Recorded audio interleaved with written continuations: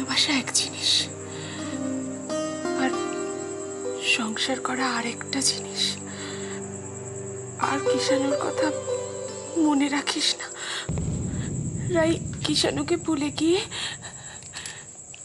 স্বামীর সাথে সুখী সংসার করিস রাই, কেমন? চেষ্টা করব, কিন্তু কিষাণুকে ভুলতে পারবো কিনা জানি না।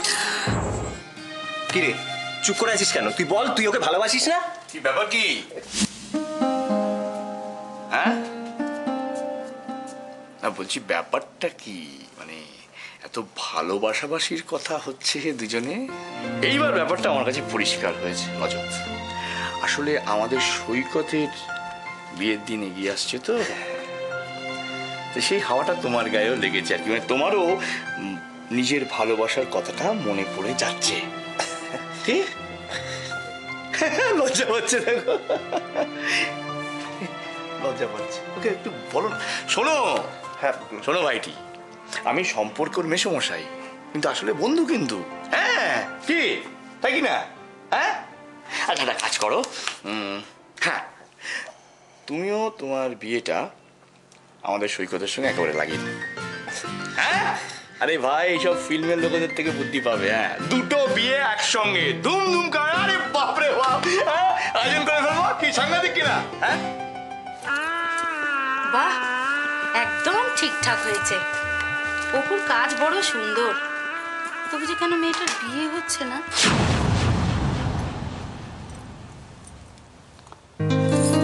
আমার কিন্তু ওদিকেও অনেক কাজ বাকি, আমি আসছি। হ্যাঁ,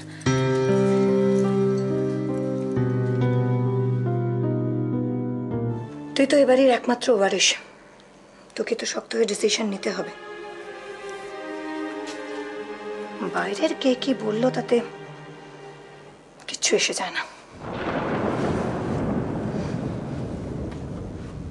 তাহলে ভাবছি কালই বাবাকে হোমে পাঠিয়ে দেবো। কি বলছিস কি তুই রুদ্র? কি বলছিস কি তুই?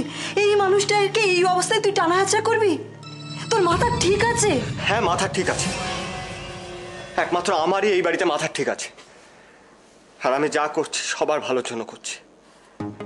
আচ্ছা মীরামা, তুমি কি চাও না বাবা তাড়াতাড়ি সুস্থ হয়ে উঠুক, বাবা স্মৃতি ফিরে পাক, আবার আগের মতো জীবনযাপন করুক? কি বলছিস বাবা তুই?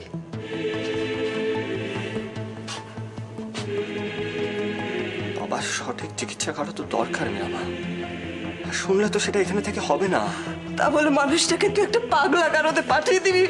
মীরা, কি যাতা বলছো তুমি? দাদাকে পাগলা গারদে পাঠানো হচ্ছে না, দাদাকে ট্রিটমেন্টের জন্য হোমে পাঠানো হচ্ছে।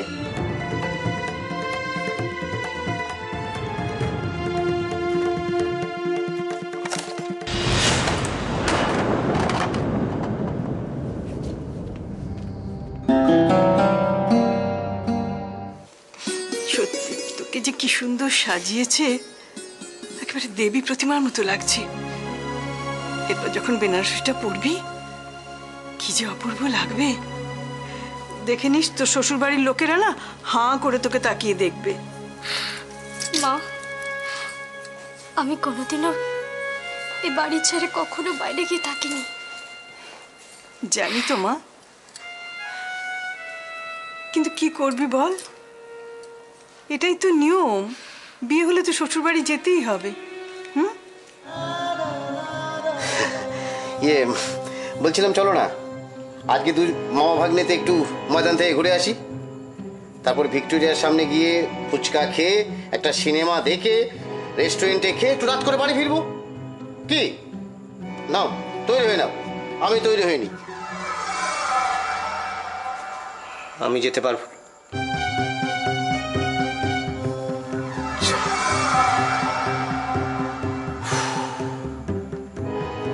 জানি কি করে বসে ছেলেটা, জানি বড্ড কষ্ট পাচ্ছি।